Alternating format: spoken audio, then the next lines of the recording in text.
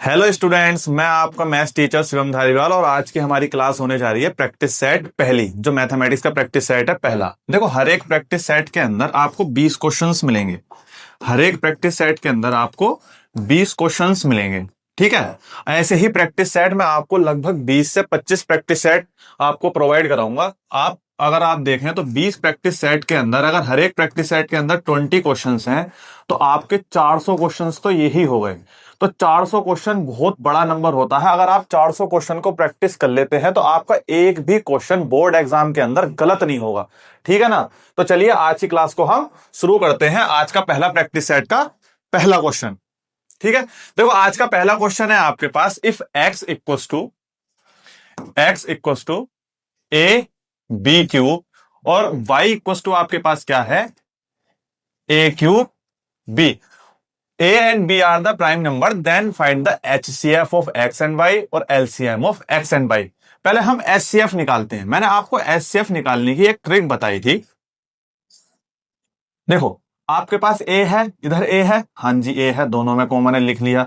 B है, हाँ जी यहाँ पे कॉमन है, लिख लिया। देखो A की दोनों में सबसे छोटी पावर क्या है, 1, तो A की पावर यहां पर कितनी आ जाएगी, 1। इन दोनों में B की सबसे छोटी पावर क्या है, 1, तो आपके पास HCF कितना आ जाएगा, AB। ठीक है, इसी तरीके से मैंने आपको एलसीएम की ट्रिक बताई थी। किस चीज की बताई थी, एलसीएम की। देखो एलसीएम में आप वो नंबर लिख लो जिस जिस नंबर का इस्तेमाल हुआ है, जैसे ए का और बी का। ए और बी, ए की सबसे बड़ी पावर क्या है यहां पर, 3, और बी की सबसे बड़ी पावर क्या है आपके पास, 3। और आपको क्या निकालना है, एचसीएफ माइनस एलसीएम। तो देखो आपके पास जो एचसीएफ आया है वो कितना आया है, ए बी माइनस, और एलसीएम कितना आया है आपके पास, ए क्यू बी क्यू। ठीक है, अब आप देख रहे हैं दोनों में ए बी कॉमन है, तो आप ए बी को कॉमन ले लेंगे तो यहां पर वैल्यू कितनी बचेगी, 1, और इसमें से एक एक पावर कैंसिल हो जाएगी, यानी कि ए स्क्वायर और बी स्क्वायर। तो आपका आंसर क्या हो जाएगा, A B 1 minus A square B square. तो आप देख रहे हैं, देखो इसमें कोई भी ऑप्शन मैच नहीं हो रहा, तो आप इसको आगे सोल्व कीजिए। देखो ए बी, एक बात बताओ, आप 1 का स्क्वायर करोगे तो आपके पास वैल्यू कितनी आ जाएगी, 1। तो इसमें क्या लिख सकते हैं हम, 1 का स्क्वायर माइनस ए बी का होल स्क्वायर।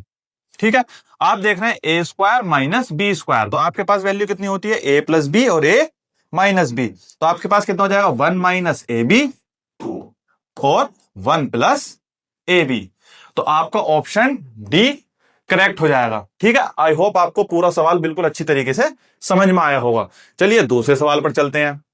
देखो आपके पास दूसरा सवाल है, 1 प्लस रूट 3 का स्क्वायर माइनस 1 माइनस रूट 3 का स्क्वायर इज अ। देखो एक ऑप्शन है a positive rational number, a negative integer, a positive irrational number, a negative irrational number. ठीक है, देखो मैं आपको बताता हूं, अगर आप इसका स्क्वायर खोलते हो तो आपके पास जो वैल्यू बनेगी 1 ए प्लस बी का होल स्क्वायर, तो 1 रूट 3 का स्क्वायर 3 प्लस 2ab, तो आपके पास कितनी वैल्यू बनेगी, 2 अंडर रूट 3।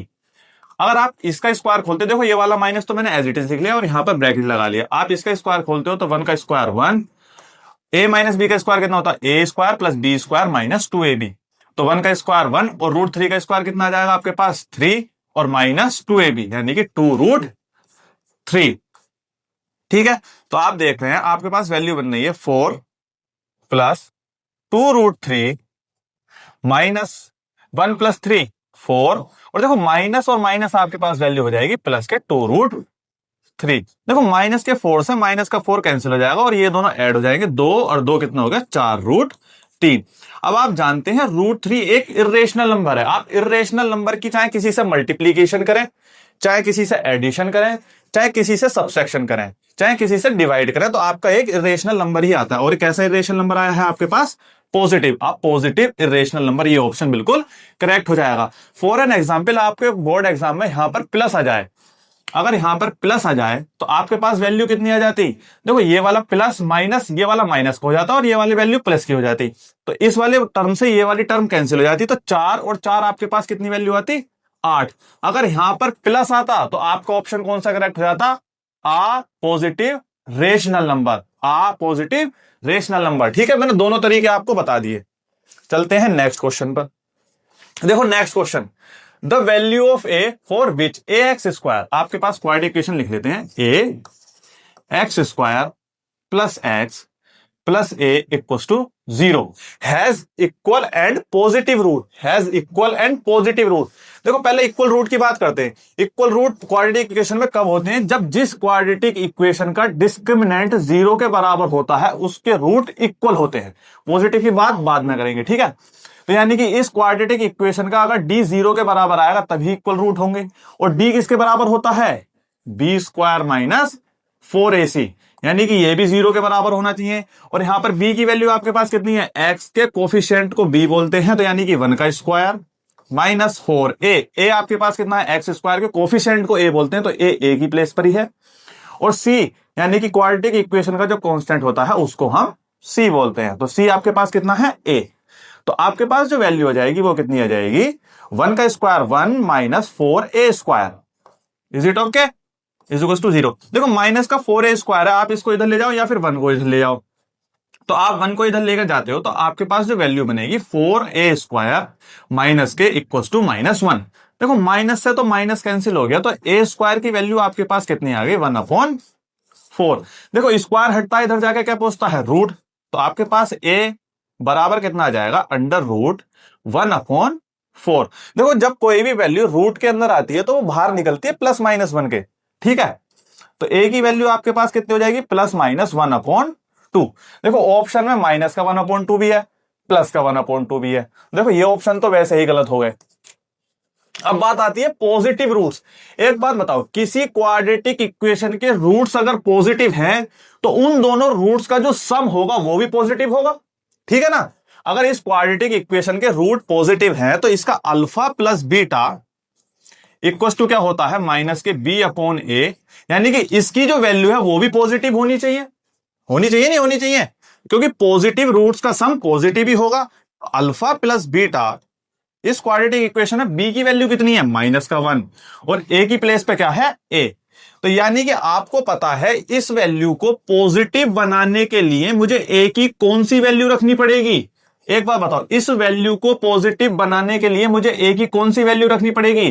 देखो माइनस ऑलरेडी है, अगर मैं a की वैल्यू माइनस के 1/2 रखता हूं तो माइनस से माइनस कैंसिल हो जाएगा, तो आपके पास वैल्यू कौन सी बचेगी? पॉजिटिव वैल्यू बचेगी, ठीक है ना। आप a की कौन सी वैल्यू लेंगे? निगेटिव, ताकि इस वैल्यू को पॉजिटिव बना सकें। तो आपके पास रूट्स का सम कितना होना चाहिए? पॉजिटिव। तो आपका जो आंसर हो जाएगा ऑप्शन डी बिल्कुल करेक्ट आंसर हो जाएगा। क्यों? क्योंकि a की वैल्यू को आपको निगेटिव लेना पड़ेगा फॉर द पॉजिटिव रूट्स, ठीक है। आपको बिल्कुल अच्छी तरीके से समझ में आया होगा। चलिए नेक्स्ट क्वेश्चन पर देखो। नेक्स्ट क्वेश्चन क्या है? आपके पास वैल्यू क्वेश्चन गिवन है, the distance of a point a from x axis is 3 unit, which of the following can not. देखो इस तरीके के शब्दों पर आप बहुत अच्छी तरीके से ध्यान दें, ठीक है ना। Can not be coordinates of A का कौन सा कोऑर्डिनेट नहीं हो सकता, ठीक है। अब आप देखिए आपके पास कोऑर्डिनेट प्लेन बनाया आपने, ठीक है। आमतौर पर अगर आप देखते हैं तो 1,3 आपके पास ये पॉइंट है, तो 1,3 आप 1 इधर चले और 3 इधर चले, तो लगभग 1,3 आपके पास ये पॉइंट बन जाएगा। और एक्स एक्सिस से दूरी कौन सी दूरी होती है? ये वाली दूरी। एक्स एक्सिस से ये वाली दूरी तो है, तो इसका मतलब क्या हुआ? जो y का कोऑर्डिनेट होता है, यानी कि y एक्सिस का जो कोऑर्डिनेट होता है वही आपकी x एक्सिस से दूरी होती है उस पॉइंट की। इस बात से क्या पता चलता है कि y एक्सिस वाला जो कोऑर्डिनेट होता है वही दूरी क्या होती है? x एक्सिस से। इसके अंदर 3 है, हाँ जी सर इसके अंदर 3 है, इसके अंदर 3 है। देखो डिस्टेंस ये क्या दे रखा है? Distance always a positive, distance is a scalar quantity, ठीक है। डिस्टेंस हमेशा कैसी होती है? पॉजिटिव। तो इस माइनस से कोई फर्क नहीं पड़ेगा, ठीक है। तो इस पॉइंट की दूरी भी 3 होगी, इस पॉइंट की दूरी भी 3 होगी, लेकिन इस पॉइंट में जो y एक्सिस का कोऑर्डिनेट है वो कितना है? 1। तो इसका मतलब हुआ कि इस पॉइंट की जो दूरी हो गई x एक्सिस से वो कितनी हो गई? 1। और क्वेश्चन में आपसे पूछा क्या है? 3 यूनिट।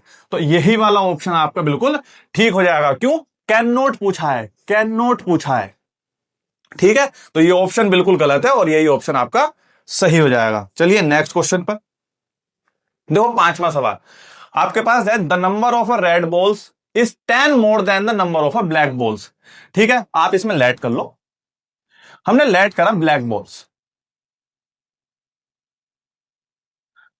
आपने माना ब्लैक बॉल आपके पास x है, ठीक है। आपके पास ब्लैक बॉल कितनी है? x।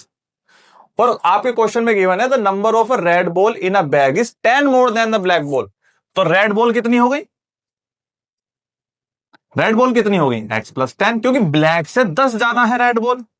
ठीक है, आपके पास if the probability of drawing a red ball, if the probability of drawing a red ball at random from this bag is 3/5, it means red ball की जो प्रोबेबिलिटी है इस बैग में से निकालने की वो कितनी है? 3/5। अब आप देख रहे हैं इस बैग के अंदर रेड बॉल कितनी है? x plus 10। रेड बॉल कितनी है? x plus 10। तो ये तो फेवरेबल आउटकम हो गए। अब इस बैग में बॉल कितनी है टोटल? वो कितनी बॉल हो जाएंगी? इन दोनों बॉलों का सम। तो टोटल बॉल आपके पास कितनी आ जाएंगी? वो आ जाएंगी 2x प्लस 10, यानी कि आपके इसके नीचे आ जाएगा 2x प्लस 10। ये वैल्यू कितनी होगी टोटल बॉल की? इक्वल टू किसके बराबर होना चाहिए? 3/5। 5 की आप इधर मल्टीप्लीकेशन करते हो तो 5x प्लस 50 इक्वल टू 3 की इसके साथ मल्टीप्लीकेशन करते हो तो 6x प्लस 30। देखो 30 को आप इधर लेकर आ जाओ और 5x को आप इधर लेकर चले जाओ, तो आपके पास जो वैल्यू हो जाएगी 50 minus 30 equal to 6x minus 5x, यानी कि 6x माइनस 5x। तो आपके पास जो वैल्यू आ जाएगी वो 20 इक्वल टू x आ जाएगी। x की वैल्यू कितनी आई है? 20। तो 20 की 2 से मल्टीप्लीकेशन करोगे तो आपके पास कितना आ गया? 40। और 40 और 10 कितना हो गया आपके पास? 50। तो यानी कि पूरे बैग के अंदर जो टोटल नंबर ऑफ बॉल्स हैं वो कितनी हो गई? 50। तो ऑप्शन ए आपका कितना हो जाएगा? बिल्कुल करेक्ट। चलिए नेक्स्ट सवाल पर देखो। नेक्स्ट सवाल आपके पास गिवन है कि तो value of p for which the equation, पहली इक्वेशन है और दूसरी इक्वेशन है, has a infinite many solution. देखो इनफाइनाइट मैनी सॉल्यूशन उन इक्वेशनों के होते हैं जो दो इक्वेशन कोइंसिडेंस होती है। कोइंसिडेंस इक्वेशन की जो प्रॉपर्टी होती है वो क्या होती है? a1/a2 बराबर होना चाहिए b1/b2 और बराबर होना चाहिए c1/c2 के। ठीक है, तो आपके पास a1 की वैल्यू आपके पास कितनी है? p। तो a2 की वैल्यू आपके पास कितनी है? 12। b1 की वैल्यू आपके पास कितनी है? 3। b2 की वैल्यू आपके पास कितनी है? p। और c1 की वैल्यू आपके पास कितनी है? p minus 3। और c2 की वैल्यू आपके पास कितनी है? p। ठीक है, आप पहले इस वाले इक्वेशन को लेकर चलो। तो p की मल्टीप्लीकेशन आप इधर करते हो, देखो p की मल्टीप्लीकेशन आप इधर करते हो तो p स्क्वायर इक्वल टू 12 की 12 36। तो आपके पास p की वैल्यू कितनी आ जाएगी? √36। तो p की वैल्यू आपके पास क्या आनी चाहिए? प्लस माइनस के 6। Is it okay? यानी कि आपके पास p की वैल्यू कितनी आनी चाहिए? प्लस माइनस के 6। अब दूसरी बात आप इस पर भी चेक करो। ठीक है, आप इस वाली बात बताओ, p की मल्टीप्लीकेशन आप इधर करते हो तो आपके पास आ रहा है 3p इक्वल टू, और p की मल्टीप्लीकेशन आप इधर कर रहे हो तो यानी कि p स्क्वायर माइनस 3p। ठीक है ना, आप p की मल्टीप्लीकेशन आप इधर कर रहे हो तो p square minus 3p।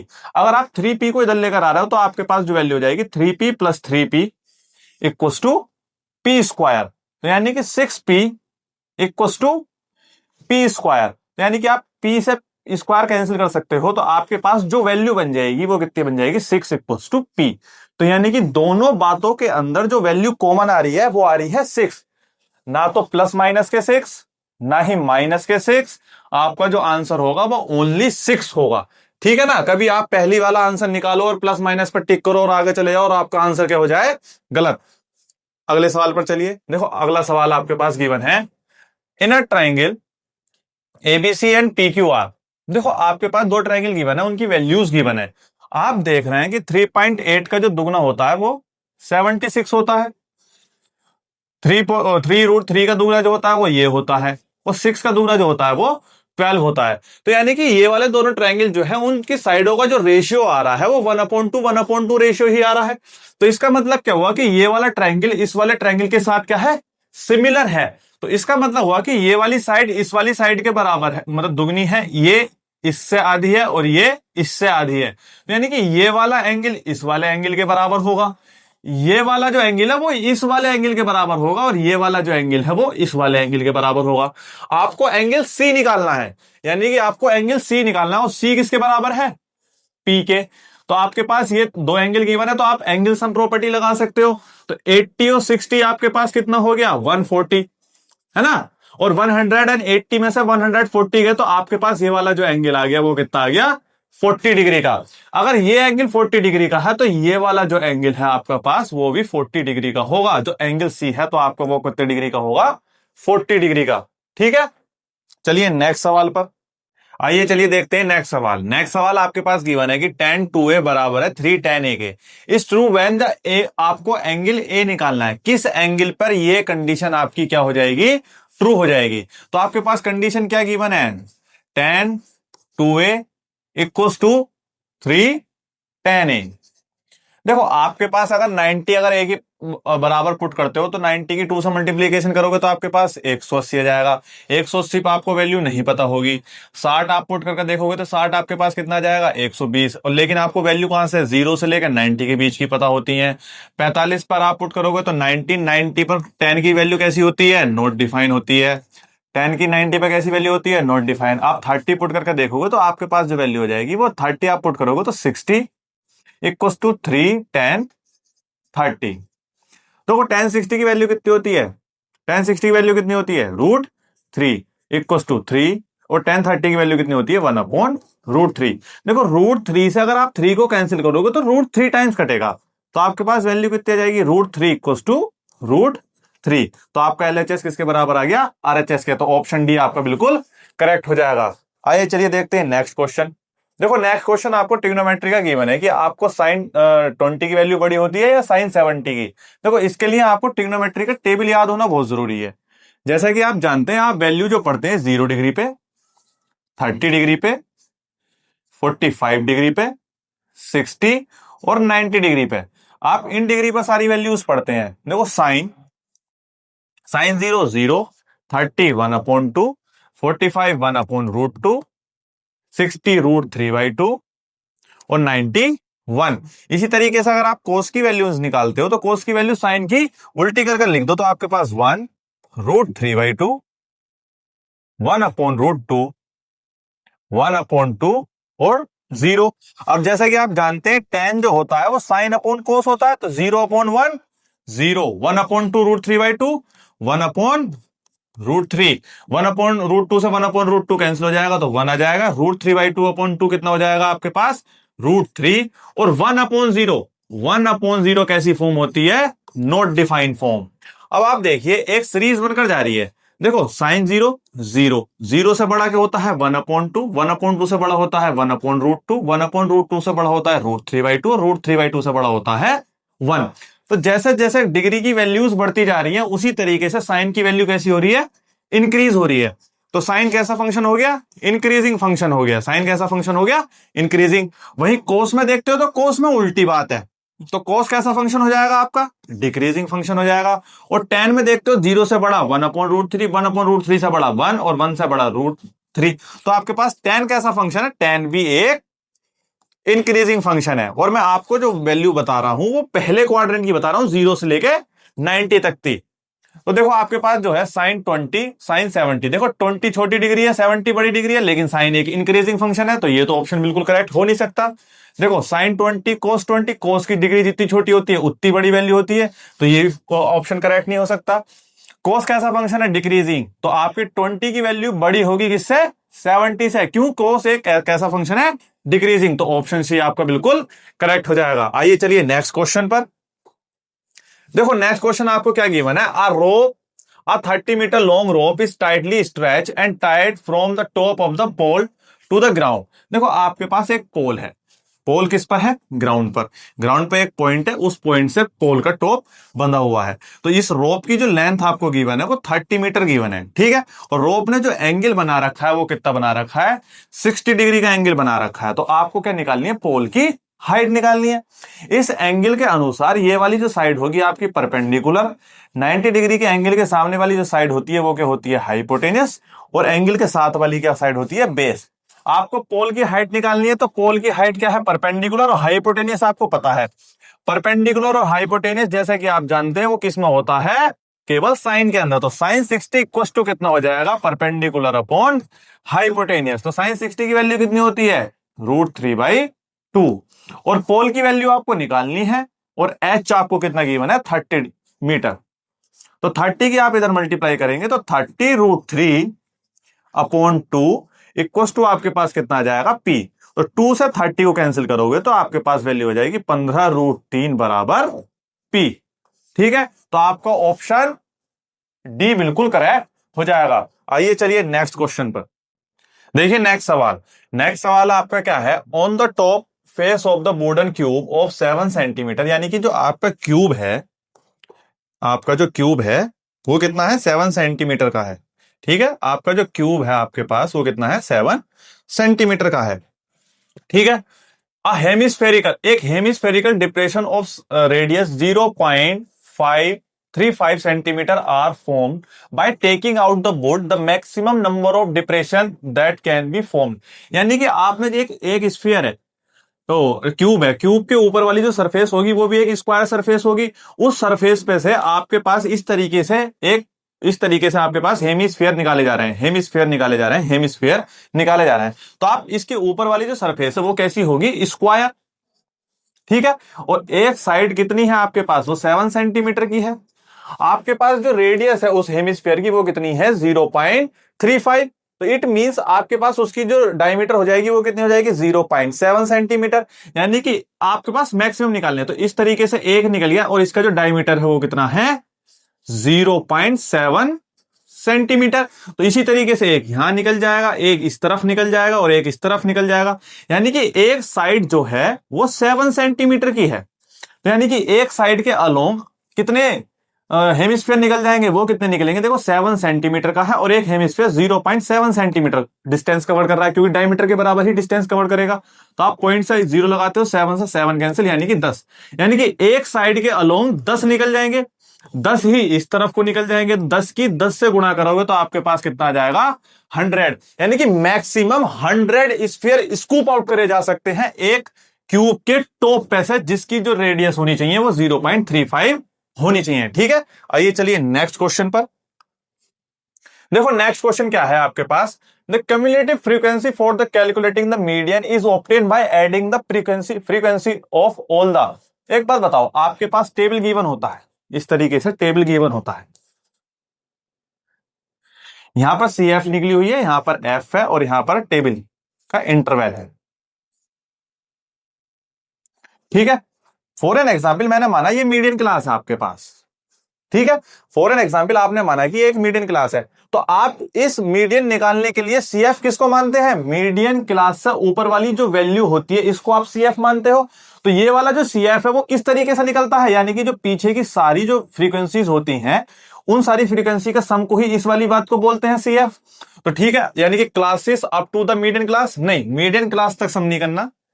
Classes following the median class को फॉलो करे उसको भी नहीं। Classes preceding the median class से जो प्रीसीडिंग क्लास है उसकी जो क्लासेस है उन सारों का सम क्या होता है, एडिंग करने के बाद सम जो होता है वो क्या होता है, क्यूमुलेटिव फ्रीक्वेंसी। ठीक है, तो ऑप्शन सी आपका बिल्कुल करेक्ट हो जाएगा। आइए चलिए नेक्स्ट क्वेश्चन पर। देखो नेक्स्ट क्वेश्चन क्या है, if mean and median of the given set of the observation are 10 and 11, यानी कि मीन आपके पास कितना है 10 और मीडियन कितना है आपके पास 11 respectively, then the value of mode. Empirical formula मैंने आपको बताया है, मोड इक्वल टू होता है 3 मीडियन माइनस 2 मीन। ठीक है ना, तो आपको मोड निकालना है। ठीक है सर, मोड निकालना है। 3 मीडियन की वैल्यू आपके पास कितनी है, 11 मल्टीप्लाई 11 माइनस 2 मल्टीप्लाई मीन की वैल्यू आपके पास कितनी है 10। तो आपका मोड कितना हो जाएगा, 33 माइनस 20 यानी कि 13। तो आपका ऑप्शन सी बिल्कुल करेक्ट हो जाएगा। ठीक है, आपको बिल्कुल अच्छी तरीके से समझ में आया। आइए चलिए नेक्स्ट क्वेश्चन पर। देखो नेक्स्ट क्वेश्चन आपके पास गिवन है, in the adjoining figure AB is the कोड of the larger circle touching the smaller circle, the centre of the both circle is O, इफ AB is 2R and OP is R, then the radius of the larger circle is। देखो आपके पास circle given है, आप देखते हैं जो आपके पास AB की वैल्यू है, यानी कि AB की जो वैल्यू गिवन है वो कितनी गिवन है 2R। ठीक है, आप देख रहे हैं कि OP की जो वैल्यू है वो कितनी गिवन है आपके पास R। जैसा कि आप जानते हैं, अगर आप देखें तो AB छोटे वाले सर्किल के लिए टेंजेंट हो गई, टेंजेंट जो होती है रेडियस के साथ कैसी होती है, परपेंडिकुलर होती है। और एक आपको पता होगा कोड पे परपेंडिकुलर जब ड्रॉ करा जाता है तो वो कोड को बाइसेक्ट कर देता है, यानी कि यहां से लेकर यहां तक की वैल्यू 2r है, तो आपको पता है यहां से लेकर यहां तक की वैल्यू कितनी हो जाएगी, r। और आपको लार्जर सर्किल की क्या बतानी है, रेडियस। तो लार्जर सर्किल की रेडियस कितनी हो जाएगी, OA। तो आप देख रहे हैं OP एक कैसा ट्रायंगल बनना है, राइट एंगल ट्रायंगल बनना है, जिसके अंदर हाइपोटेनियस ये बनेगी। तो आप अगर इसमें पाइथागोरस लगाते हो तो आपके पास वैल्यू आएगी OA का स्क्वायर बराबर OP का स्क्वायर प्लस AP का स्क्वायर। OA की वैल्यू आपको निकालनी है सर, निकालनी है। तो OA का स्क्वायर, देखो OP की वैल्यू आपके पास कितनी है, R स्क्वायर। AP की वैल्यू आपके पास कितनी है, R, यानी कि R का स्क्वायर। तो OA का स्क्वायर बराबर कितना हो जाएगा, 2r स्क्वायर। देखो स्क्वायर हटता है, इधर जाकर रूट लग जाएगा। तो OA की वैल्यू आपके पास कितनी आ जाएगी, √2r स्क्वायर, यानी कि r स्क्वायर को बाहर निकालोगे तो आपके पास r आ जाएगा, r√2। तो आपका जो ऑप्शन है वो कौन सा है, ऑप्शन डी आपका बिल्कुल करेक्ट हो जाएगा। ठीक है, लार्जर सर्किल की रेडियस कितनी जाएगी, √2r। आइए चलिए नेक्स्ट क्वेश्चन पर। देखो नेक्स्ट क्वेश्चन क्या है, a parallelogram having one side is 5 centimetre circumscribe a circle, the perimeter of the parallelogram क्या होगा। आप देखो आपके पास एक सर्किल है, इस सर्किल को एक पैरेललोग्राम ने सर्कमस्क्राइब कर रखा है।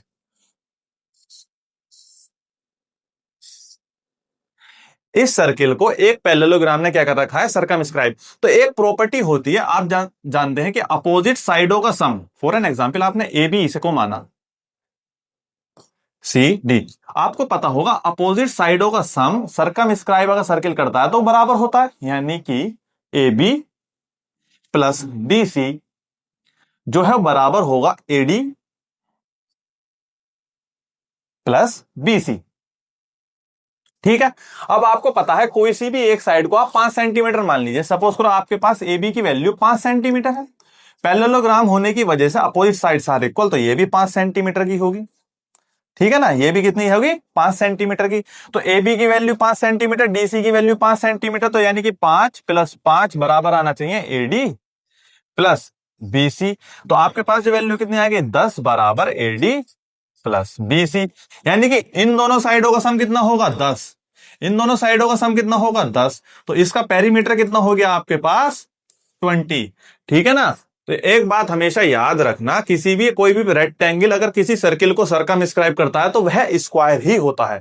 ठीक है, आइए चलिए नेक्स्ट क्वेश्चन पर, इसका आंसर हो जाएगा 20 सेंटीमीटर। देखो नेक्स्ट क्वेश्चन आपके पास गिवन है कि E and F are the point on side AB and AC respectively of triangle ABC। ठीक है ना, आपके पास क्या गिवन है, ट्राइंगल ABC, ABC। E इस पर है AB पे, हमने माना एक पॉइंट है E इस पर है, और दूसरा पॉइंट है AC पर, यानी कि F आपका इस पर है। Such that AE upon EB, AE upon EB और AF अपॉन FC बराबर है 1/2, यानी कि ये 1 है तो ये 2 है, ये 1 है तो ये 2 है। अब आपको जो रिलेशन निकालना है वो सारे रिलेशन कौन से, EF और BC पर, EF और BC। देखो EF जो है ऊपर वाले ट्रायंगल के अंदर आ रही है और BC जो आ रही है वो नीचे वाले बड़े वाले ट्रायंगल के अंदर आ रही है। तो आप जानते हैं EF अपॉन BC जो बराबर होगी, देखो EF अपॉन BC जो बराबर होगी वो AE अपॉन AB के होगी। क्यों, क्योंकि आप छोटा वाला ट्रायंगल ऊपर का ले रहे हैं और पूरा बड़ा ट्रायंगल ले रहे हैं। तो आप EF अपॉन BC बराबर AE की वैल्यू हमें कितनी मानी है, 1। ठीक है सर, 1। और AB की वैल्यू कितनी हो जाएगी, AB की वैल्यू कितनी हो जाएगी, यहां से लेके यहां तक की वैल्यू, यानी कि 1 + 2 3। तो आप कितना लिख देंगे, 3 की मल्टीप्लीकेशन इधर करते हैं तो 3EF बराबर आपके पास क्या आ जाएगा, BC। जहां भी आपको ये रिलेशन मिले वहां पर आप टिक कर दें, 3EF यानी कि 3EF बराबर BC। तो ऑप्शन डी आपका बिल्कुल करेक्ट हो जाएगा। ठीक है, आइए चलिए नेक्स्ट क्वेश्चन पर। देखो नेक्स्ट क्वेश्चन आपके पास क्या है, which of the following statement is true for the polynomial P of X of degree 3। जैसा कि आप जानते हैं किसी भी पॉलिनोमियल की जितनी डिग्री होती है उसके उतने ही रूट्स होते हैं। अगर आपकी डिग्री 2 है तो उसके रूट्स कितने होंगे, 2। अगर आपके पास डिग्री 3 है तो उसके रूट्स कितने होंगे, 3, यानी कि रूट्स को ही जीरोस बोलते हैं। देखो अगर आप देखते हैं पहला ऑप्शन कह रहा है कि P of X has at most ज्यादा से ज्यादा टू डिस्टिंक्ट रूट, नहीं। P of X has at least कम से कम टू डिस्टिंक्ट रूट, नहीं, ऐसा नहीं है। C P of X has exactly three distinct root, ऐसा भी नहीं है। देखो थ्री डिस्टिंक्ट रूट ऐसा नहीं हो सकता, ठीक है। तीसरी बात क्या कह रखी है, P of X has at most three distinct root, यानी कि ज्यादा से ज्यादा तीन डिस्टिंक्ट रूट हो सकते हैं। डिस्टिंक्ट का मतलब होता है तीनों अलग अलग, तीनों अलग अलग होनी चाहिए। अब आपके पास इसमें लिखा पड़ा एग्जैक्टली थ्री डिस्टिंक्ट, ऐसा तो है नहीं, क्या पता दो सेम आ जाए और एक अलग डिफरेंट आ जाए, ठीक है। लेकिन इस कंडीशन में एट मोस्ट तीनों डिफरेंट हो सकते हैं और कम से कम दो डिफरेंट हो सकते हैं और कम से कम एक भी डिफरेंट नहीं हो सकता। तो ऑप्शन डी आपका बिल्कुल करेक्ट हो जाएगा, ठीक है। आइए चलिए नेक्स्ट क्वेश्चन पर। देखो नेक्स्ट क्वेश्चन आपके पास क्या गिवन है, a pair of dice is thrown, the probability that the sum of the number appearing on the top face is at most 10, at most 10, ज्यादा से ज्यादा 10, कम से कम कितना है उससे कोई फर्क नहीं पड़ता। तो जैसा कि आप जानते हैं अगर दो पेयर ऑफ डाइस को थ्रो करते हैं तो आपके पास टोटल आउटकम कितने आएंगे, 36, यानी कि पहले डाइस पर 1,1, तो लास्ट वाले जो डाइस होगा आपके पास 6,6। अब आप देख रहे हैं कि एट मोस्ट ज्यादा से ज्यादा 10, तो आप 10 का निकालेंगे तो आपका बहुत लंबा लेंथ का क्वेश्चन चला जाएगा। तो आप निकालो, देखो ज्यादा से ज्यादा 10 दे रखा, लेकिन एक डाइस के ऊपर सम कितना हो सकता है, ज्यादा से ज्यादा 12। तो आप 12 और 11 की प्रोबेबिलिटी निकाल लो और 1 में से सब्सट्रैक्ट कर दो, तो आपके पास एट मोस्ट 10 की प्रोबेबिलिटी आ जाएगी, ठीक है ना। तो ऊपर वाली जो टर्म होती है आपके पास कितनी होती है, 5,6, 6,5, यानी कि आपके पास ऐसी केवल 3 ही टर्म होती हैं जिसमें सम 11 बने और 12 बने। तो यानी कि सम या तो 11 हो या 12, सम 11 हो या 12, उसकी जो प्रोबेबिलिटी आ जाएगी, सम 11 और 12 की जो प्रोबेबिलिटी आ जाएगी वो कितनी आ जाएगी, 3/36। 3 से इसको डिवाइड करते हो तो आपके पास कितना आ जाएगा, 1/12, ठीक है। यानी कि 11 और 12 के सम आने की प्रोबेबिलिटी कितनी है, 1/12। तो 10 आने की प्रोबेबिलिटी कितनी हो जाएगी, अरे 10 आने की सम की प्रोबेबिलिटी कितनी हो जाएगी, 1 - 1/2। क्यों, किसी के होने और ना होने की प्रोबेबिलिटी का सम 1 होता है, ठीक है। तो 12 को इधर लेकर जाओगे तो 12 - 1/12, 12 में से 1 गया तो आपके पास आंसर आ जाएगा 11/12। तो ऑप्शन डी आपका बिल्कुल करेक्ट हो जाएगा, ठीक है। आई होप आपको बहुत अच्छी तरीके से समझ में आया होगा। आइए चलिए नेक्स्ट क्वेश्चन पे। देखो नेक्स्ट क्वेश्चन है आपका असर्शन और रीजन का। देखो आपके पास गिवन है 4 की power n ends with the digit 0 for some the natural number of n, नहीं, ऐसा हो ही नहीं सकता। क्यों, क्योंकि आपको 0 से एंड होने के लिए 2 × 5 का फैक्टर होना बहुत जरूरी है। और आप देख रहे हैं 4 का जो फैक्टर है वो कितना आ रहा है, वो आएगा आपके पास 2 × 2, तो 5 तो है ही नहीं, ठीक है। तो आप 4 की पावर n कभी भी 0 डिजिट से एंड हो ही नहीं सकती, तो आपका असर्शन क्या है, गलत, ठीक है। आप देखते हैं both assertion and reason are true, देखो इसमें असर्शन सही है, ये ऑप्शन गलत हो गया। Both assertion and reason are true, इसमें भी असर्शन सही दिखा रहा तो ये ऑप्शन गलत हो गया। असर्शन इज ट्रू, नहीं, असर्शन तो है ही गलत। असर्शन इज फॉल्स, केवल ऑप्शन डी ही इकलौता ऐसा ऑप्शन है जिसके अंदर आपको असर्शन फॉल्स दिखाई दे रहा है। तो दूसरा तो रीजन पढ़ने की जरूरत ही नहीं है, जब अगर असर्शन गलत हो गया तो ऑप्शन डी ही आपका करेक्ट होगा, दूसरा पढ़ने की आपको जरूरत ही नहीं है। अगला सवाल पर चलते हैं। देखो आज का लास्ट सवाल आपके पास गिवन है, tangents drawn at the end points of a diameter from a circle are always parallel to each other. हाँ जी सर, कोई भी सर्किल है, सर्किल का डायमीटर और डायमीटर पर जो टेंजेंट ड्रॉ होती है वो हमेशा पैरेलल होती है। हाँ जी सर, बिल्कुल पैरेलल होती है, असर्शन बिल्कुल ठीक है। The length of the tangent drawn to a circle from a point outside the circle are always equal. जी सर, हमें पता है 10.2 थ्योरम क्या कहती है, कोई आउटसाइड पॉइंट पर से जो टेंजेंट्स ड्रॉ होती हैं किसी भी सर्किल के ऊपर वो हमेशा कैसी होती हैं, इक्वल होती हैं। रीजन भी बिल्कुल ठीक है, लेकिन असर्शन का ये करेक्ट एक्सप्लेनेशन नहीं है, असर्शन का ये करेक्ट एक्सप्लेनेशन नहीं है। तो इसका जो आंसर हो जाएगा वो कौन सा हो जाएगा, both assertion and reason are true but reason is not a correct explanation. तो इसका जो आंसर हो जाएगा 20 वाले क्वेश्चन का वो ऑप्शन बी हो जाएगा। ठीक है, आपको ये क्लास बहुत अच्छी तरीके से समझ में आई होगी। आपने 20 के 20 एमसीक्यू प्रैक्टिस करे होंगे। अगर आप 20 के 20 एमसीक्यू प्रैक्टिस करते हैं तो आपका स्कोर डेफिनेटली बूस्ट होगा। ठीक है, आप इस क्लास को अपने फ्रेंड्स में बिल्कुल शेयर करें, और जितना भी आपको समझ में आया हो, जो जो क्वेश्चन आपको बिल्कुल अच्छी तरीके से समझ में आया हो, कमेंट बॉक्स में जरूर लिखें। Thank you to all.